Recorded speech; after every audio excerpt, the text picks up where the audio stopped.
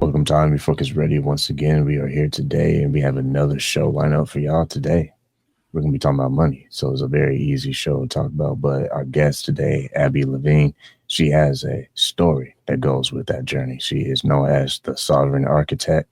She went from a homeless foster child to a self-made entrepreneur, doing a lot of things for a lot of clients.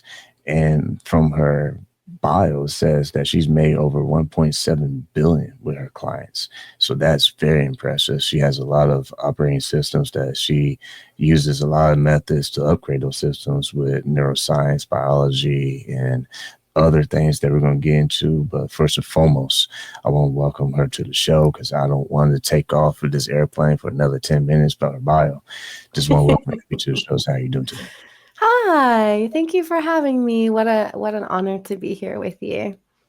Well, I know you're doing a lot of things. I'm very intrigued in your success and your backstory. So that's always the foundation of every episode for our audience. Kind of tell us a little bit about your experience being homeless and also being a foster child. Yeah, absolutely. I definitely had a rough coming up. I was born in a third world country, South Africa. It wasn't a third world country, and it has become a third world country, but there's no government support or anything like that out there. My mom was incredibly traumatized, and so she would just take off sometimes for weeks at a time, and I would be home with my brothers, with like no food in the house and just I was 7 years old, trying to figure out like how I'm going to feed these children. And then she moved us to England when I was 12. And then she had another episode and she just took off. She disappeared. And I was in a boarding school. The only thing they could do was find me a home, because I couldn't stay at the school when there was no one there. And so they found me a home. And so I was placed in foster care. And she ended up coming back like 7 or 8 months later. She'd been backpacking around Indonesia, and then she was ready to be a mom again. And essentially, the foster care didn't let me go, which was really good for me. Really, really great, because it gave at least some semblance of stability. But it was a really terrible experience. I wasn't physically abused. I'd been physically abused in South Africa, but I wasn't physically abused in foster care, but every other type of abuse I was, experienced. So when I emancipated from foster care, I actually reconnected with my mom, and she moved to America. And then a year later, I followed her here.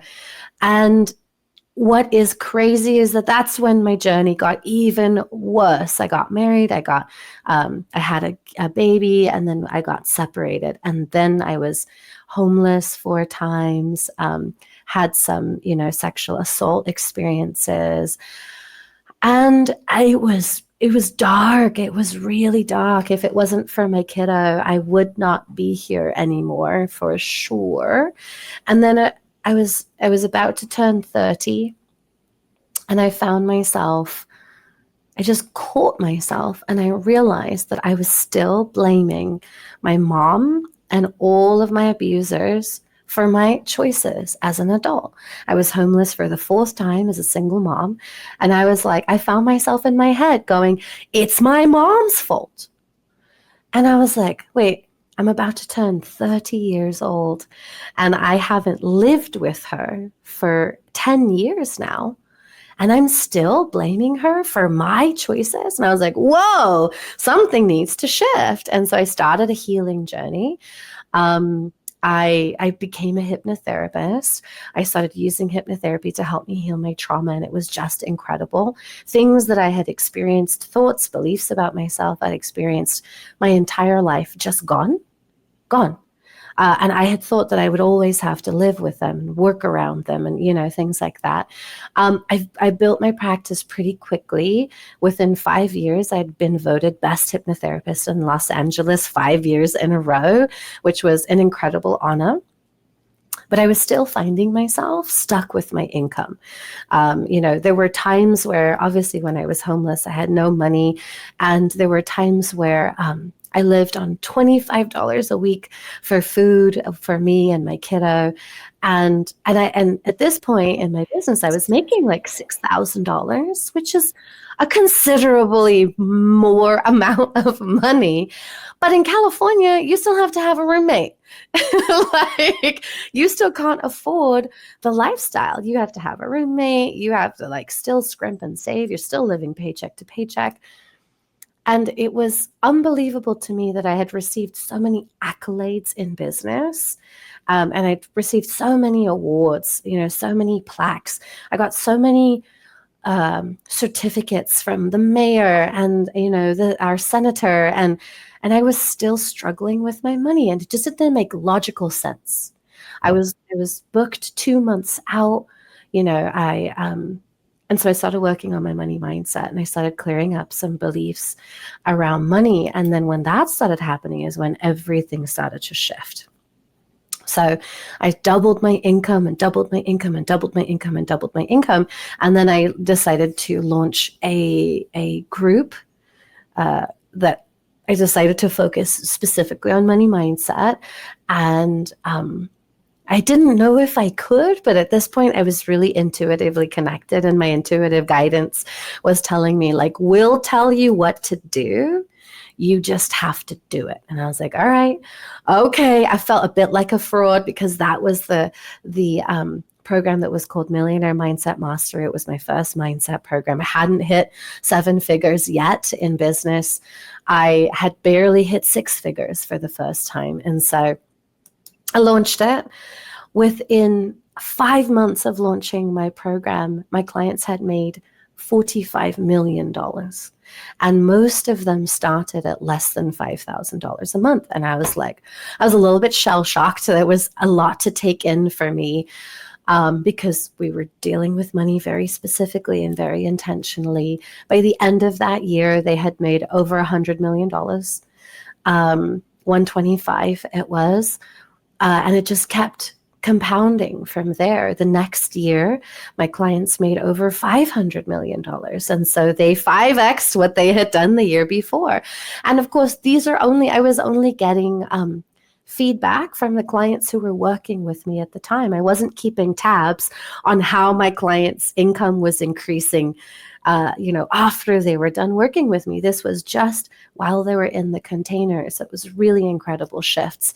And that just kept on. And so here we are, we're about 5 years after that.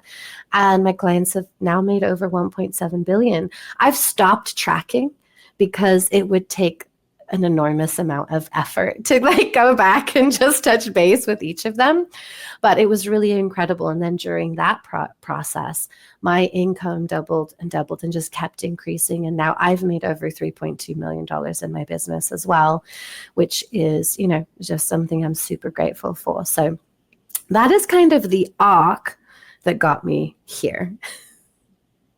Once again, listen, I Refocused Radio, watching us online today and talking to our guest, Abby Levine, known as the Sovereign Architect. When you think about trauma and mental health space, I can only imagine the before you versus the current you. You had some battles, and we all have battles, but I'm just saying, I can only imagine your storyline.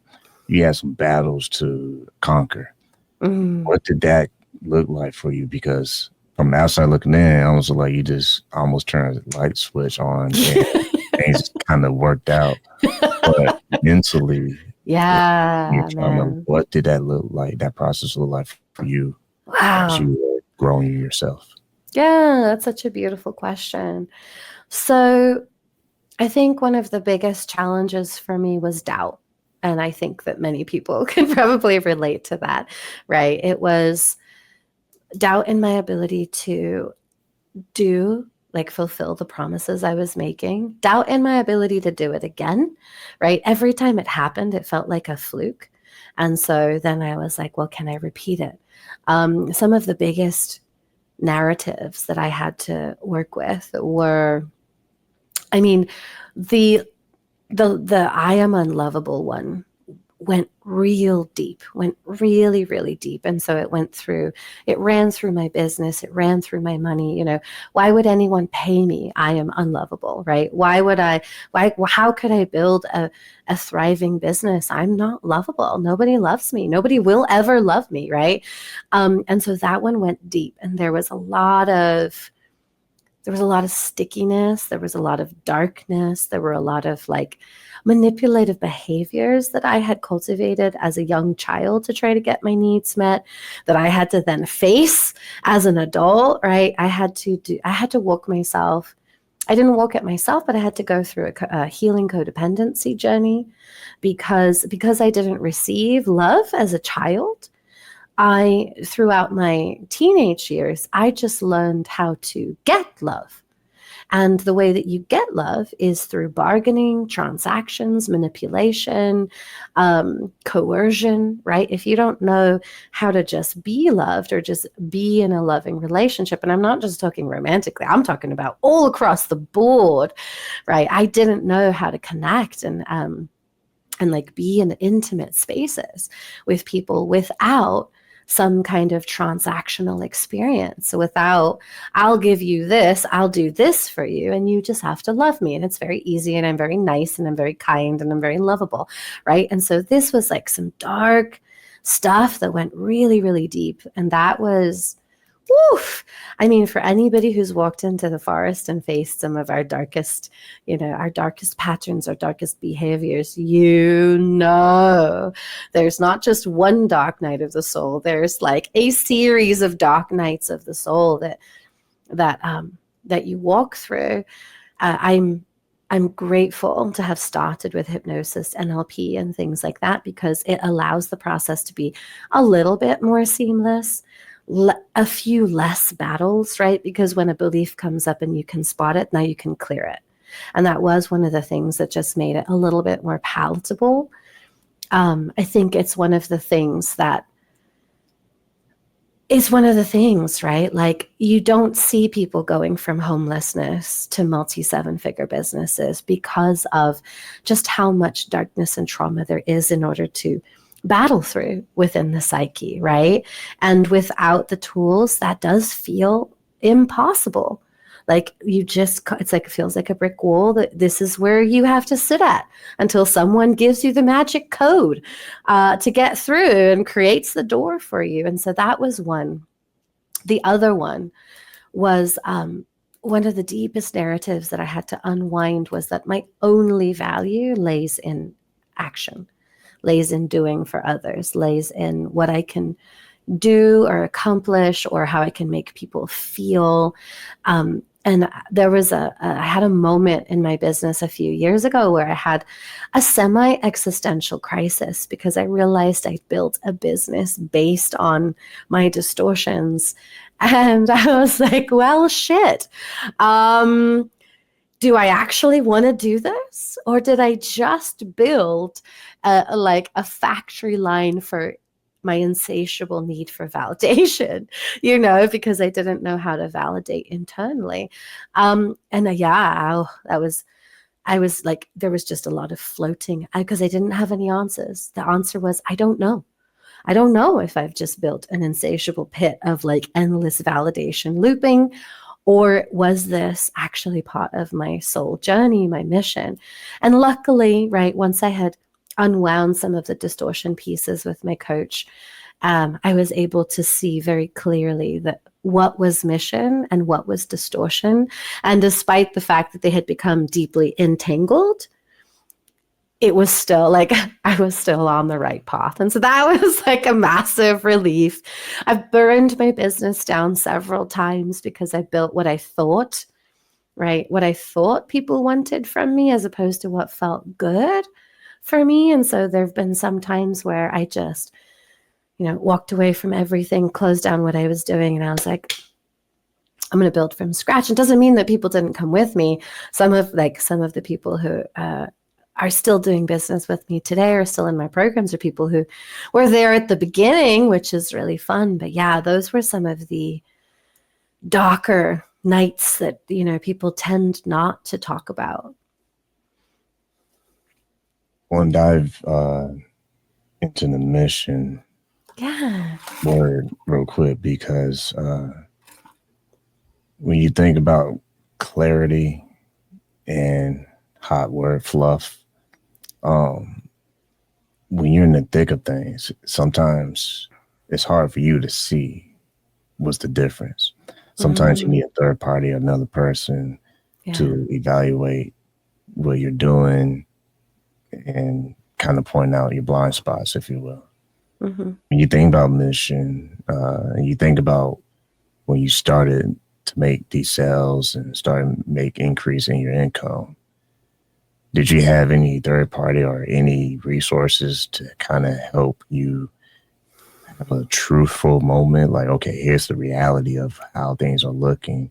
Yeah. But in order for me to get to that next level, I'm going to have to make these changes and adjustments along the way. Yeah. Oh my gosh. Yes. In fact, I mean, the way that my mind personally works, I'm an incredibly sovereign being, which means that you can't tell me what to do. Like, nobody can tell me what to do. I can't even tell me what to do.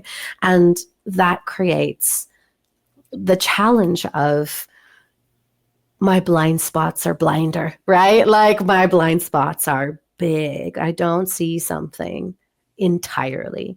And so if without a third party, I wouldn't be here. And that's one of the things that I think I settled into. At first, it used to be really frustrating that I would only make major leaps and bounds of progress when I had a coach, whether it was a business coach or maybe a spiritual mentor or a healer that I was working with. It was really frustrating that I had all the tools and I still needed a reflection. I still needed that mirror. And then after a while, I just realized, duh, like, I got myself as far as I could by myself with what I can see, right? Without a reflection, I don't go beyond what my blinders, because my blinders are unseen. They're in my unconscious mind. And so, yeah, the whole time, I mean, there were times where I took time off from a coach or, a mentor in order to integrate. And some of those times were like maybe like a year where I just needed to be, there was a time, my year where I made my highest income, the first time I hit 7 figures in 1 year. I didn't do nothing for 9 months after that. I just needed to be. I felt like I had been running my whole life. And for a second, I felt like I just wanted to stop running and rest and integrate. So there are times where I just needed to rest. I needed to stop moving. But every time it's time to move again, I'll usually get a mirror in place. So because that just allows me to slice through whatever's stopping me that much quicker. I don't have to sit there and wrestle with it. I can just be like, hey, what are you seeing? And then they'll reflect back to me, oh, this is it. And I'm like, thank you. That was very helpful. And either they walk me through it or I walk myself through it. And we say slice through. I'm a visual person. I'm thinking of someone who has to use the skills and tools that is already making something that they have that's valuable even better. So for our listeners and our viewers, kind of touch on that. What were some of the tools, some of the skills that you were working on to slice through? Because you can't slice that that pie or whatever with, well, maybe you could, but with a dough knife, it's not gonna be Right. I mean, having someone to reflect back to me has been the biggest thing for me. I work really well with people who agitate me because the things that they agitate are the things that need to be resolved. So, now, that doesn't mean I'm looking for people who are like just a dick. It means that, someone who I can feel has a very pure intention and is good at what they do and is very clear, and then shows up and in their showing up, I just feel like I want to tell them to F off or things like that. That is the cleanest way for me to see what needs to be sliced through, right? It's the cleanest way for me to see what the pile of shit actually is. And then the actual slicing through is a variety of different tools. For me, NLP was one of my favorite go-tos. There's a specific, and for anybody who doesn't know, NLP is neuro-linguistic programming.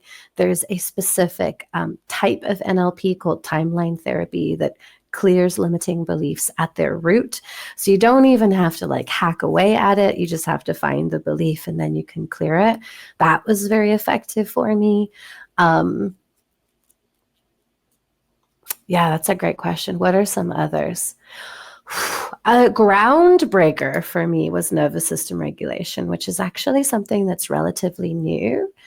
But nervous system regulation allowed me to feel safe, even when the external environment dictated that I should not feel safe, whether it was because of money or political reasons or some crazy stuff that the government's doing or whatever it was, relationship stuff, like being able to regulate regardless has essentially given me, and my favorite book to recommend for that is Polyvagal Theory for Therapy by Deb Dana.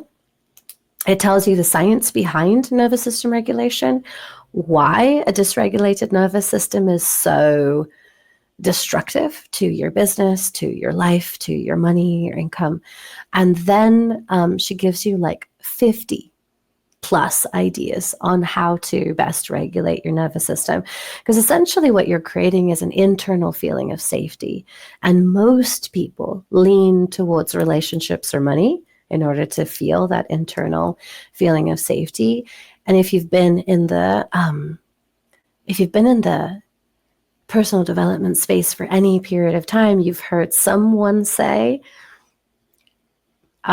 you can't use external sources to find validation and safety and things like that. That has to come from within. Nervous system regulation is, in my personal opinion, that thing that they're saying, safety comes from within. And I personally am super logical and I love science. So it teaches you the science behind how you can feel safe internally. It's fully within your control, which I think is important because there's so many things that we feel out of control with and disempowered with, stuff that happens in the outside world, especially when it comes to money. Feels like we have to wait with our plate out, and whenever the universe deems fit to bring me my money, I'll be here patiently doing the actions. And nervous system regulation turns all of that on its head, where you actually feel like super empowered. You feel in control. One of my students said the other day, someone who has lived in chronic dysregulation, fight or flight, anxiety or depression her entire life, she said, I feel unstoppable. And that's essentially like what I think nervous system regulation gives you. It's not that you'll never have a challenge ever again. It's that no matter what the world throws at you, you have the certainty that you can handle it. Once again, let's Refocused Radio. Watching us online, talking to our guest today, Abby Levine, known as the Sovereign Architect. You can go to her website. I know I saw some links, but I want to give it to you. What's the best link that people can find your resources? Yeah, the best link. If you're on Facebook, find me on Facebook because I share all my great stuff there, and it's just ABI Levine, Levine. If you want to hop on my website, it's the same, abbylevine.com. And with that said, we're getting close on time. Yeah. One thing that sticks out in this episode, I always say a lot of times with other people, it's a common thread. All the people we had on the show, from celebrities to multimillionaires to icons, whatever, all these titles. There's always a common thread I always see. Now I'm going to share with the audience. Yes. The common thread I see is that, to her point, Abby's point, it's not that challenges will never come.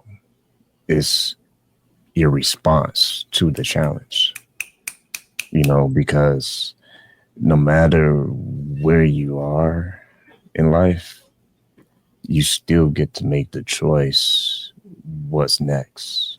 In other words, like I heard people say many times on this show, different careers, different backgrounds, professionals, and they say it's not about people coming to rescue you. So you got to get that loud and clear. Like you got to put that on a giant billboard. No one's coming to rescue me and fix any problems I might have now or in the future or in the past. Mm-hmm. But when you look in the mirror, I had someone, a doctor on just yesterday, and she said she looked into her own eyes when she saw the reflection in the mirror. And just paraphrase what she said she began to speak life to herself. Like she began to say, it's you and me. Like everyone's gone. Mm. If I want to live my best life, it starts. I see you. And what she was saying was she started speaking positive life, challenging herself, saying, okay, let's just be real. It's me and you right now. Mm-hmm. We got this, we got that, we got some things we got to address. That's one truth. The next truth is, okay, what do we got to do? Mm. Okay, what's that next thing? Mm. And then it's almost like what you're saying earlier about being able to face those challenges in a better position because mentally you're a stronger person and emotionally you're ready for whatever's coming. Because if you feel like nothing can stop you, it's probably because you're in the right mindset to actually operate. Yeah. So it's not just about understanding what skills you might need, because you can be the skillful, most talented person on the planet, but someone who's less talented than you can still outpace you if they got the better work ethic. 100%. Yeah. So I know I said a lot. Yeah, that was well said. Yeah, well said. Thank you for sharing that. What do you think people who are watching can start being conscious of today as far as life? Let's just keep it very simple. Yeah. There's one value system I can do starting today, so that way I can actually start evolving into the person that I was always meant to be. Because it's easy to be like, oh, well, woe is me, and it's so difficult, and it's everyone else's fault. But when you start to understand, it's you and me, man. It's time for us to adjust. It's time for us to see what is holding us back. What would you say? Yes. That one valuable thing they can start doing. Yes. A thing that will see you through everything is just continuing to remind yourself that you always have choices, right? It's like every time you're at a crossroads for a decision, or every time you feel like you're being backed into a corner, and even just today, right now, where do you feel like something's backing you into a corner that you don't want to be in, or you're having to make a decision that you don't want to make, or you're getting pressure from externally that you don't want? We are groomed to believe that there is a certain set of things that we should do. And my immediate invitation to everyone is realize it's all bullshit. The only thing that matters is, what do you choose? What do you choose? What are you going to choose? Are you going to choose to do this because you should? Are you going to choose to not do it and deal with the consequences, right? Like sometimes the choices aren't roses. It's not like walk through a poppy field and hold hands with bunnies, or go down the scary thing. Yeah, that would be amazing. No. I'll be in there right now. Yeah, exactly. But it is, what do you choose? And when you can choose from a space that feels really, really truthful to you, right? As it could be as simple as you having said yes to an event tonight, and you don't want to go, right? You don't ever have to. You have a choice in that. You're never, ever, ever, ever backed into a corner where you have no choices. And when people can start to remember at every single decision point that they always have a choice, that is when empowerment starts to bleed in to their life in a flood that they cannot undo, right? It just brings back that sense of, oh yeah, I do get to control. We cannot control the external environment, but we can control how we, exactly like you said, how we choose to respond. And when we remember that every single thing we do is a choice, we have power in every single moment. When you start getting serious about things in life and you start paying attention to successful people, you know, whether it's an athlete, military person, CEO, you know, the list is long. You know, your favorite song, your favorite genre, they're valuable, they're favorites for a reason, you know? Yeah. And until we can really work on ourselves, we're always going to be that meh, you know, average, forgotten, overlooked, because that's how we identify ourselves. Yes. The moment we start to see, no, I'm not meh, I'm not average. I just need some work. I need some construction. Like, it's kind of messed up. Like in San Antonio right now, it's all this construction everywhere. And everyone's trying to drive. Right. But that's part of being able to understand this is where I truly am right now. Yes. That's the harsh reality, but you don't have to stay that way. Correct. You can actually get to that other side where it's green, or you can just start watering the grass, you know, in your place right now and make that green. Absolutely. But it's Yeah. all about, am I going to work on myself the way I need to? Because it's going to be hard. But I had someone say this. I'm going to close it at this thought. Yeah. I had someone say, pick your heart, because it's going to be hard to be successful CEO or, you know, entrepreneur, a 9-to-5er. It's going to be hard. All right, let's just get out there. It's going to be hard being athletic or whatever your field is. But it's even harder if you settle. So choose your heart. Yeah. Exactly. Yes. Beautiful. Well said.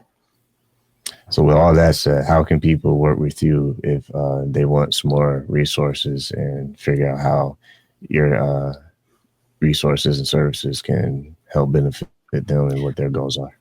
Yeah, absolutely. The best thing to do is either just like message me on Facebook, or you can even email me, abby@abbylevine.com. Super easy.